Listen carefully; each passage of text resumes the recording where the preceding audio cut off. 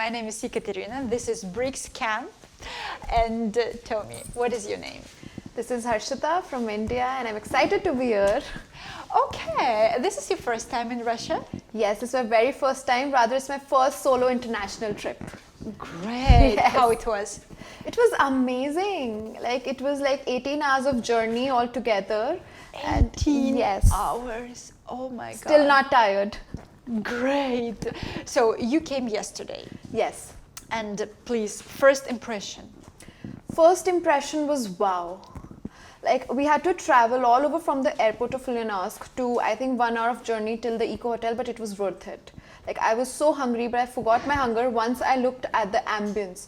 The authentic Russian thing that I was not expecting from this camp. I thought, it would be some kind of formal camp in some hotel or something. But this authenticity that you guys have organized is amazing. Oh. Amazing.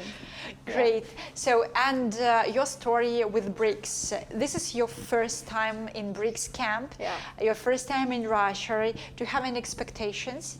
I came with a lot of expectations. There are two things that I'm going to take away from here, and I expected to have a lot of fun and to learn, and it was always my fantasy to have global friends, and this is another stepping stone for me to meet people globally. And it's very funny that I always wanted to have people all across the globe in my marriage.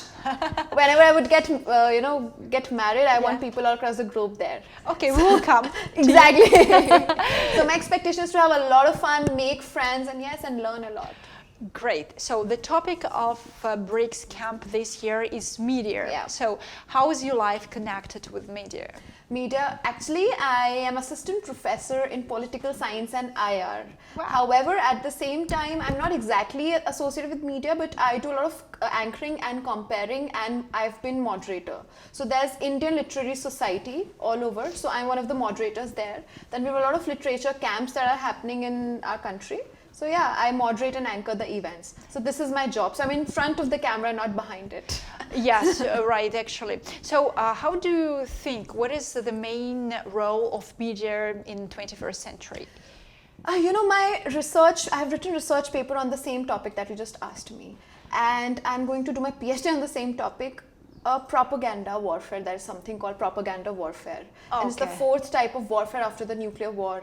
And people say that this propaganda that media is going for, be it positive or negative, is going to impact millions of people worldwide for millions of years. So media's impact is tremendous. Media is the fourth pillar of democracy, as we say.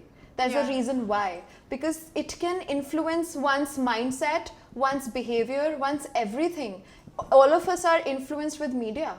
So in 21st century, it's propaganda warfare that we must be actually be worried about, first of all, and we must be very conscious of what media is doing. So it's a role of both the consumer and the one who's giving the media across. So what the best source for information, and specific, what do you use for taking information from? Okay, I'm a civil service aspirant in my country, so I always go for authentic newspapers. So there are two newspapers that are very famous in my country. One is the Hindu and one is the Indian Express. Very authentic news. And our speaker Meghna Dev, she works in DD National India. That is public broadcasting channel of Indian government. So that is the most authentic news that I prefer, and I really want everybody to not go for social media much, because I am also not a social media person. Always go for authentic newspapers that are published and broadcasted by the government. That is always filtered, and this, you won't get that biasness in that. So yeah.